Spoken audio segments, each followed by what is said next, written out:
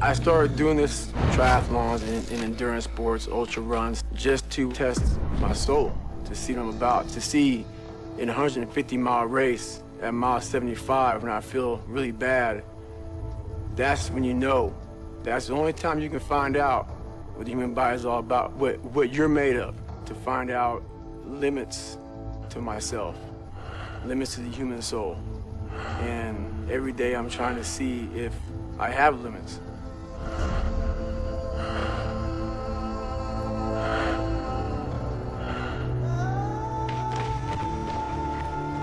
I run anywhere from 125, 150 in a week. So I'll try and put in about 450 miles a month.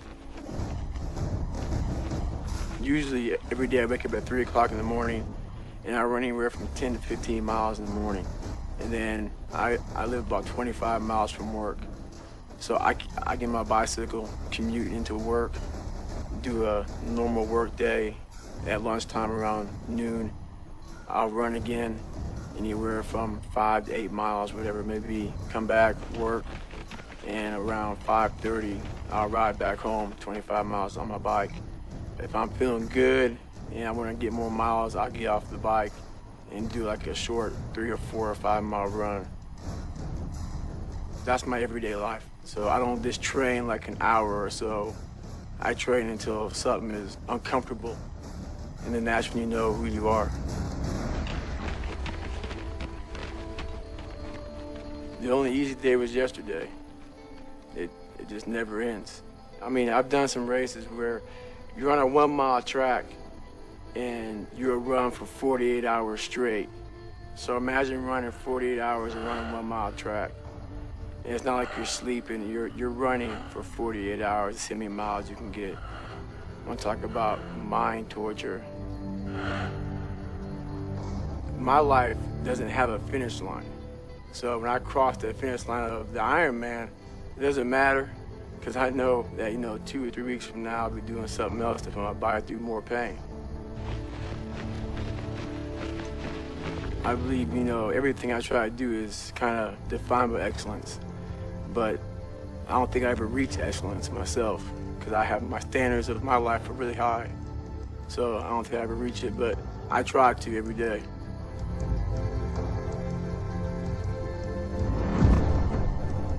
You have to be a good individual first before you can be a good team player. I know for a fact how bad Hell Week is. I went through it a couple times. It's probably the most brutal military training anybody can go through. So everybody to my left and everybody to my right, they've been through this. So I know mentally, these individuals are extremely hard. And when stuff gets bad in any situation, I know these guys have my back.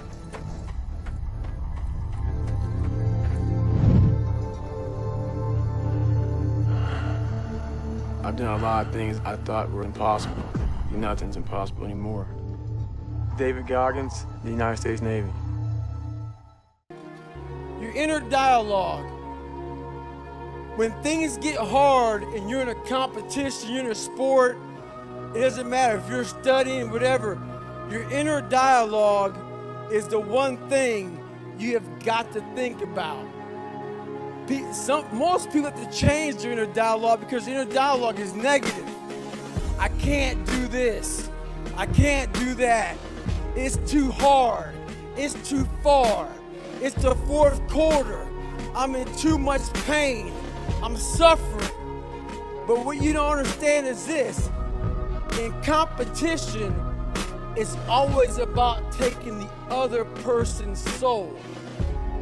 Once they break, you got them.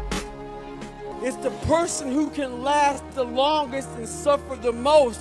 Just for 1 second, you broke them. That's what competition is all about. Looking at that person in the eye, breaking them down, and taking their soul. Because once you take it, it's yours. I literally broke all the metatarsals in my feet. Stress fractures, shin splints, everything. The pain going through my body. I've been through every training on the man. Ranger school, Hell Week 3 times, all kind of stuff. this event I'm explaining to you right now, not enough time to explain to you in detail, was the worst thing I've done in my entire life pain-wise.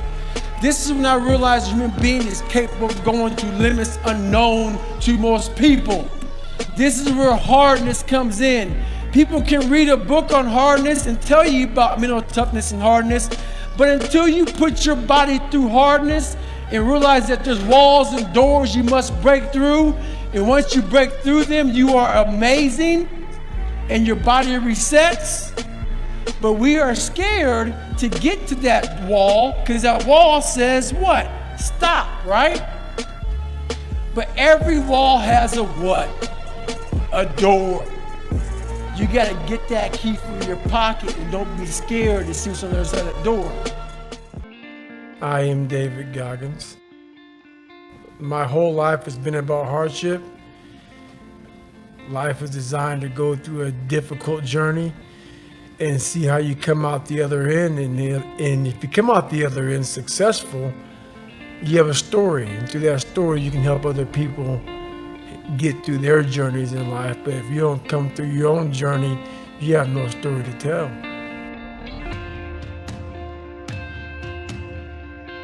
My physical activities I do every day, I like to push myself to a limit that starts to test my soul, starts to test my mind. First of all, I don't like doing what I do. I don't like running, and I run a lot of miles a day. And I do that because why? You get comfortable in your life if you constantly do what you like. The only way to grow is to do things that you don't like. And that's how you grow. You don't grow, if you like bench pressing and you bench press every day, you're not growing. Do squats if you hate squatting. I hate running, so I run a lot. And this helps my mind grow. Whereas, all the niceties are gone. If you have a mindset that the refrigerator is always empty, you're always hungry. It's just a mentality that I live with. I'm never satisfied.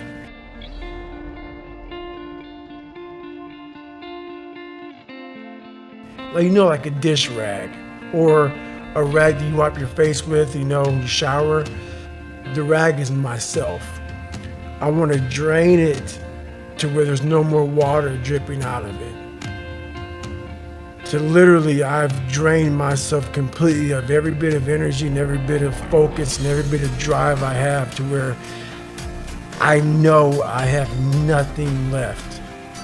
And that's what motivates me to get to that point where I can draw all the energy that God gave me, all the ability I have to harness it all and just see where it takes me.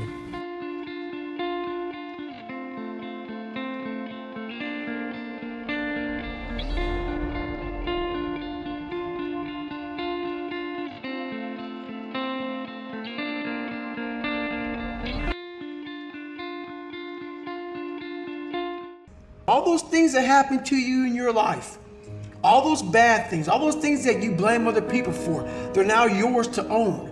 You gotta figure out a way to reprogram your mind to get outside the box.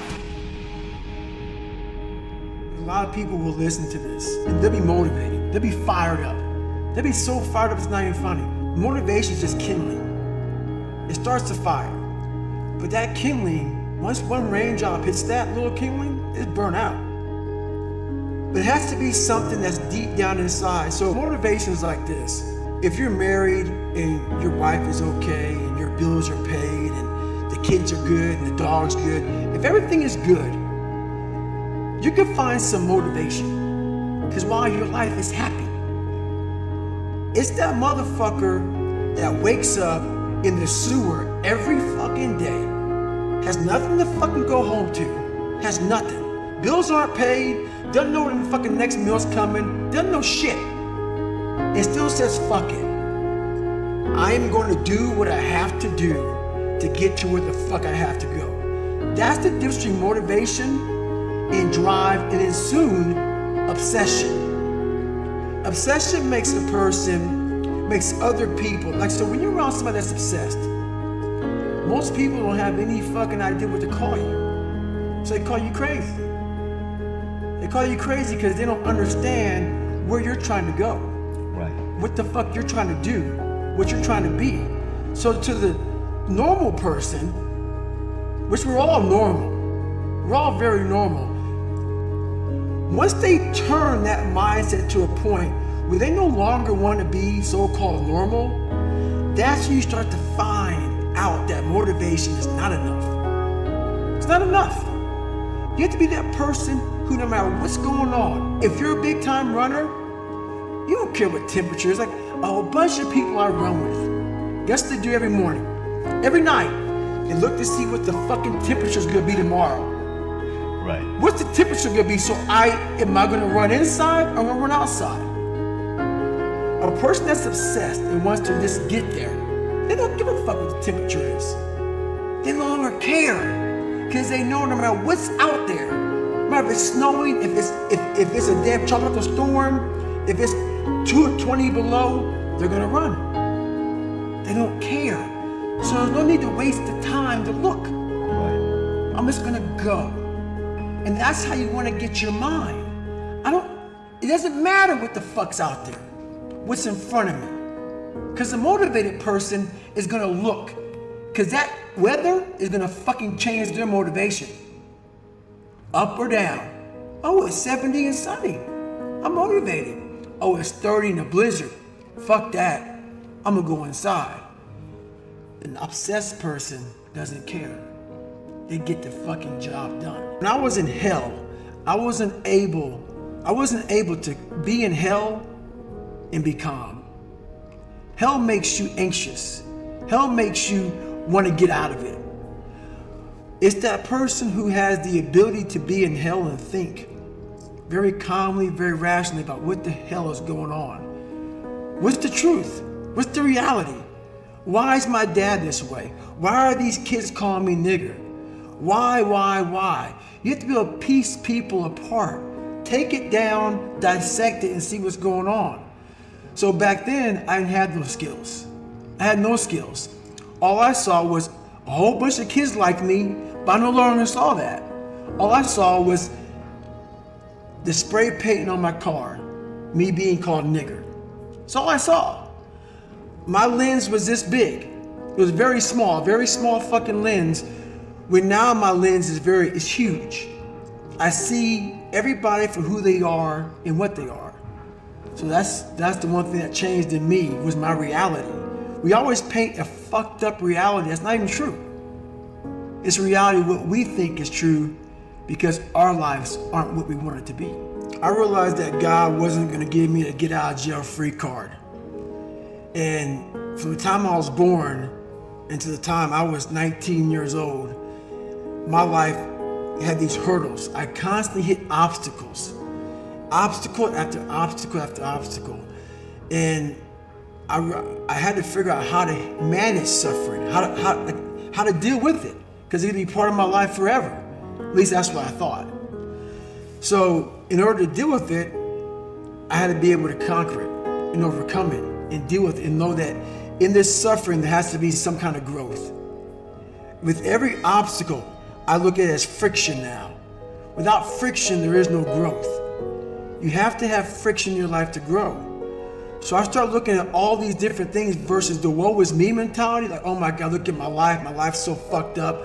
I come from this fucked up family. I'm being beaten, I'm being abused mentally, physically. I start looking at it as a perfect trial ground. So I had to flip it upside down and say, okay, I'm suffering tremendously, mentally. Use this to your advantage versus your disadvantage. So that's what I did. Versus looking at it as like, oh my God, woe is me, I'm never gonna get out of here. I looked at it as, okay, hang on a second. If I can overcome this, if I can find some power in this, some way to get through this, that right there will be the fuel for the rest of my life. And so I found great strength in suffering. Great strength in it because why? Through all of that, it started to callous my mind over the victim's mentality. You have to recognize what you've gone through. And that right there gave me pride. I realized that very few people could turn upside down what I did. I was able to turn upside down every negative thing in my life. everything and use it for power. Because on the other end of suffering is greatness. It's not over here. So a whole bunch of us, we put ourselves in this great box. And in that box, there's no suffering in it. So what we do is we shelter ourselves from greatness. So for me, for instance, I was 300 damn pounds at one time in my life. Sprayed for cockroaches, made $1,000 a month. I was living in that box. I would sometimes look over the box and I saw hell, suffering, storms, avalanches, tornadoes. I don't want to go over there, but I knew if I could get through that shit mentally, on the other side was a 185-pound person who's a Navy SEAL, went through Ranger School. Only person to do this, only person to do that, only person to do this. But that's through all of that shit. All that shit I have to go through. So you peek over the box and you go back in and say, oh, I'm okay being 300 pounds, making $1,000 a month. I'm okay over here. Because that hurdle is suffering. It's suffering. And when you're willing to go past suffering and see that suffering is one of the best ways you can grow, that you can overcome. Because you can suffer for the long term. You can suffer slowly, or you can go through pain and then experience what's on the other side. Now the other side is where you really start your journey. People think they start their journey because you're born. No, there's a lot of people in graves who have lived 100 years and have never started their real journey. Your real journey starts when you go outside that box and you start climbing mountains. You start climbing mountains. And you think you get to the top of the mountain, you go down the other side of it, think I'm here, and you look up, fuck, there's another fucking mountain.